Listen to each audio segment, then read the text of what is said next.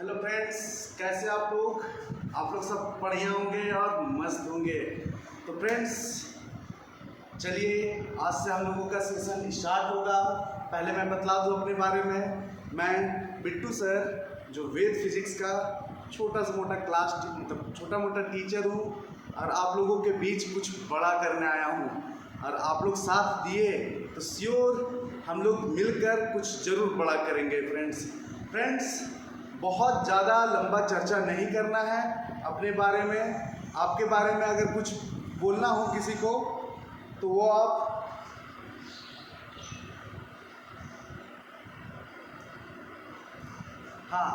तो क्या बोल रहा था, अपने बारे में अगर किसी को बताना है फ्रेंड्स तो वो नाम बतलाकर मतलब नाम बतलाने की आवश्यकता ना पड़े, अपना काम से बतलाना पड़े कि काम मेरा ये है और मेरा नाम काम से पहचाना जाए। ओके, तो फ्रेंड्स वही काम को लेकर मैं शुरुआत कर रहा हूँ क्लास 12 का इलेक्ट्रोस्टैटिक। ओके, तो बेटा ये हमारा पोस्टर है क्लास 12 का इलेक्ट्रोस्टैटिक का। अब हम लोग इसमें जो टर्म वगैरह यूज़ करेंगे वो हम लोग दोनों को मिलकर साथ में सॉल्व करना है बेटा। ठीक है, तो हर एक बात को ध्यान में रखते हुए सारा काम को स्टार्ट देना है बेटा। तो चलो ज़्यादा लेक्चरबाजी नहीं करना है, अपना पढ़ाई पर फोकस करते हैं बेटा। तो आज का जो टॉपिक है हमारा वो इलेक्ट्रोस्टैटिक में इलेक्ट्रिक चार्ज और प्रॉपर्टीज के बारे में बेटा। ठीक है, तो सबसे पहले इलेक्ट्रोस्टैटिक होता क्या है बेटा, तो बतला दो। फिजिक्स के बहुत सारे ब्रांच में से एक ब्रांच हमारा इलेक्ट्रोस्टैटिक है बेटा। ठीक है, तो इलेक्ट्रो का मतलब हो गया इलेक्ट्रॉन या चार्ज बेटा। ठीक है, इलेक्ट्रॉन या चार्ज, और स्टैटिक का मतलब हो गया रेस्ट। तो यानी कि चार्ज रेस्ट में रहे बेटा या इलेक्ट्रॉन रेस्ट में रहे तो हम कह सकते हैं जो टर्म होगा हमारा मतलब चार्ज का जो प्रभाव होगा हमारा उसके बारे में हम लोग को डिटेल से पढ़ना बेटा इलेक्ट्रोस्टैटिक में। अब बेटा चार्ज के बारे में आप लोग जानते हो चार्ज होता क्या है, तो बेटा चलो हम लोग सेशन अब स्टार्ट करते हैं। ओके,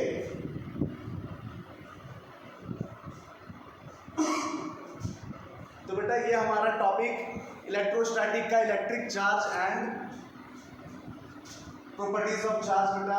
तो सबसे पहला टॉपिक है हमारा इलेक्ट्रिक चार्ज कि इलेक्ट्रिक चार्ज क्या है बेटा।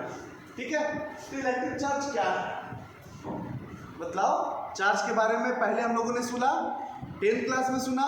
क्या सुना था 10th क्लास में कि भैया चार्ज कब होता है क्या होता है उसके बारे में भयंकर डिटेल से नहीं पढ़े बेटा।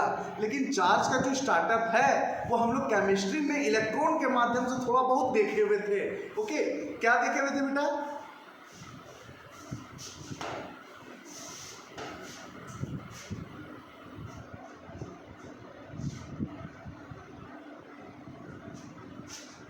कोई भी मैटर या एटम होता है बेटा, कोई भी एटम होता है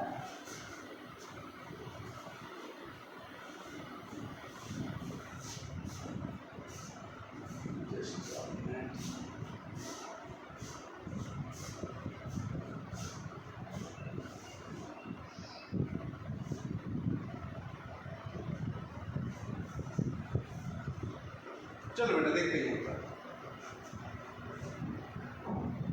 चलो हाँ, तो क्या बोल रहा था बेटा, कोई भी मैटर होता है, कोई भी मैटर कहने का मतलब इस दुनिया में एग्जिस्ट करने वाला हर वो एटम हर वो ऑब्जेक्ट जो जगह घेरता है बेटा जिसके पास मास होता है।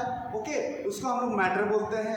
अब मैटर में ये पेन ही देख लो, ये भी एक मैटर है। क्या इसमें चार्ज होता है? हाँ होगा भैया, क्योंकि हम लोग जानते हैं बेटा कि केमिस्ट्री में इतना पार्ट्स जो पढ़े थे हम लोग उसमें देखे हुए थे कि इलेक्ट्रॉन किस तरह से एटम से बाहर निकल रहा था और इलेक्ट्रॉन के निकलने से बेटा बॉडी में चार्ज डेवलप हो रहा था। ओके, तो बेटा सबसे पहले हम लोग देखते हैं ये कि चार्ज कैसे आता है बॉडी में। जैसे हम लोग एक एग्जांपल के रूप में लेते हैं बेटा सोडियम। कितना? सोडियम बेटा, सोडियम का एटॉमिक कॉन्फ़िगरेशन कितना होता है बेटा, सोडियम का एटॉमिक कॉन्फ़िगरेशन 281।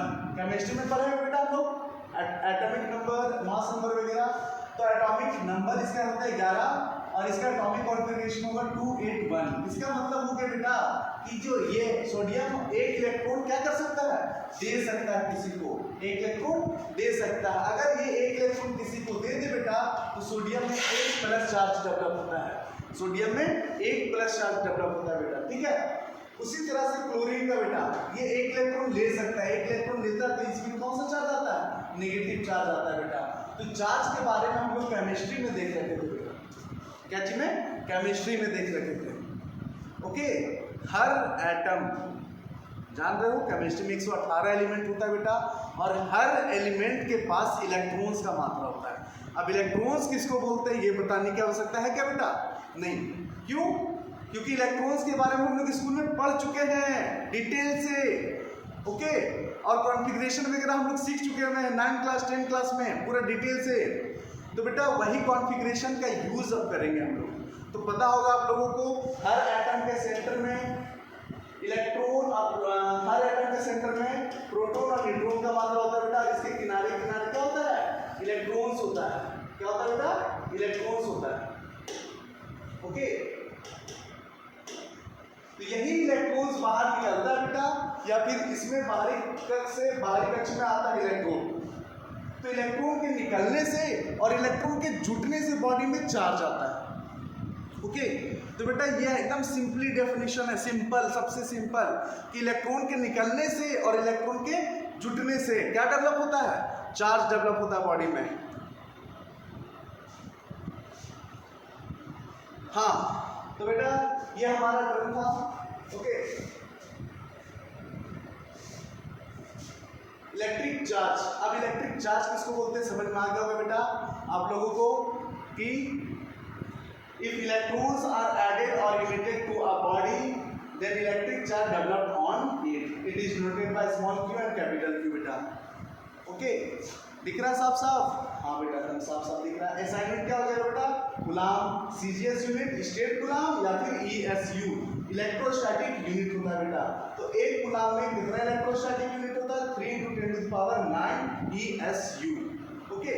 तो बेटा यहाँ पर दिख रहा है इलेक्ट्रॉन इमिटेड और एडेड, जुड़ना और निकलना। क्या इलेक्ट्रॉन जुड़ रहा है बेटा और निकल रहा है किससे, बॉडी से। तो बॉडी में क्या डेवलप हो रहा है, चार्ज डेवलप हो रहा है बेटा। तो चार्ज को हम लोग देख नहीं सकते हैं, चार्ज को हम लोग देख नहीं सकते हैं बेटा। तो उसके लिए क्या करना होगा, देखना होगा क्या, नहीं। चार्ज को केवल थोड़ा फील किया जा सकता है बेटा, हाँ इसमें चार्ज होता है, ओके। तो जैसा कि हम लोग बहुत बार देखे हैं बेटा, और आप लोगों को भी दिखला रहा हूँ, बस एक सेकेंड होल्ड करो बेटा, एक सेकेंड देखो बेटा, ये छोटे से वीडियो को देखो। इसमें जब एक बॉडी दूसरे बॉडी के नजदीक आ रहा है तो देखो चार्ज डेवलप हो रहा है बेटा। क्या डेवलप हो रहा है, चार्ज डेवलप हो रहा है, ये देख सकते हो। तो बेटा जब एक बॉडी दूसरे बॉडी, चार्ज बॉडी होना चाहिए, हम लोगों के बॉडी में चार्ज डेवलप होता है बेटा। एक और वीडियो में दिखलाता हूँ बेटा आप लोगों को, ये वीडियो देखो बेटा। देखो एक लड़का दूसरे लड़के के पीछे देखो किस तरह से बीट कर रहा है, और बीटने के बाद ये बॉडी पूरी तरह से चार्ज हो जाता है, और एक छोटे से टेस्टर से बेटा इसको ला के टच करता है। यहाँ पर देखो गौर से देखना, यहाँ पर गौर से देखना बेटा, थोड़ा सा लाइट जलता है बेटा। फिर से देखो, देखो ये बच्चा जैसे पीट रहा है, स्टैटिक इलेक्ट्रिसिटी पैटर्न में बेटा ये टेस्टर जैसे ही इसके बॉडी में टच करता है बेटा, यहाँ पर छोटा सा लाइट जलता है, एकदम छोटा सा बेटा। देखो यहाँ पर जला भी, ये क्या शो कर रहा है बेटा कि बॉडी क्या डेवलप कर रहा है, चार्ज डेवलप कर रहा है बेटा। और चार्ज किस चीज में यूज होता है, इलेक्ट्रिसिटी प्रोड्यूस करने में बेटा, ओके। तो जैसे कि बल्ब हम लोग जलाते हैं सिंपली, तो बेटा उसमें 2 वायर कनेक्ट होता है, एक पॉजिटिव जिसको हम लोग गर्म तार बोलते हैं बेटा, और एक नेगेटिव जिसमें हम लोग ठंडा तार बोलते हैं बेटा, अपना बोलचाल के भाषा में। तो बेटा जिसमें गर्म तार होता है वो पॉजिटिव चार्ज को सप्लाई करता है, और जो ठंडा तार होता है बेटा वो नेगेटिव चार्ज को सप्लाई करता है। हम ये चैप्टर में बेटा पूरा डिटेल से पढ़ेंगे, किस चीज़ के बारे में, चार्ज के बारे में। और बॉडी में किसी तरह से अगर हम चार्ज देता है बहुत ज़्यादा मात्रा में बेटा, अगर ये कल में ही बहुत ज़्यादा मात्रा में अगर चार्ज लेकर आए, इससे एक वायर कनेक्ट किए और इसमें एक बल्ब लगा दिए बेटा, क्या लगा दिए, बल्ब लगा दिए, ये पॉजिटिव चार्ज दे रहा है, दूसरा नेगेटिव चार्ज हम अर्थिंग के मदद से, पृथ्वी की मदद से ले लेंगे बेटा, तो यहाँ पर क्या हो जाएगा, ये बल्ब जलने लगेगा। इसका मतलब हो गया आप जो पॉजिटिव चार्ज इस बॉडी में लेकर आए वो इलेक्ट्रिसिटी प्रोड्यूस करने में मदद करने लगा बेटा। ठीक है, तो यहाँ से आप लोग चार्ज के बारे में डिटेल से क्यों पढ़ने वाले, सबसे पहले ये मकसद को जानिए बेटा, है ना। चार्ज क्यों पढ़ने वाले हम लोग, तो बेटा क्यों पढ़ने वाले इसका जवाब पता चल रहा है, पता चल रहा है बेटा, पता चल रहा है चार्ज क्यों पढ़ने वाले हम लोग, ताकि इलेक्ट्रिसिटी प्रोड्यूस कर सके बेटा वो चार्ज की मदद से, क्या प्रोड्यूस कर सके, इलेक्ट्रिसिटी प्रोड्यूस कर सके बेटा, है ना। चलो ठीक है, अब हम लोगों का मकसद पहला चैप्टर से लेकर दूसरा, तीसरा, चौथा चैप्टर तक एक ही काम रहेगा बेटा, हाउ टू प्रोड्यूस इलेक्ट्रिसिटी। बेटा इलेक्ट्रिसिटी क्यों पढ़ना जरूरी है, पूरा ऑल ओवर वर्ल्ड में बेटा इलेक्ट्रिसिटी को लेकर बहुत ही ज़्यादा क्राइसिस है, हाउ टू प्रोड्यूस इलेक्ट्रिसिटी को लेकर। तो बेटा अलग अलग तरीका है इलेक्ट्रिसिटी प्रोड्यूस करने का।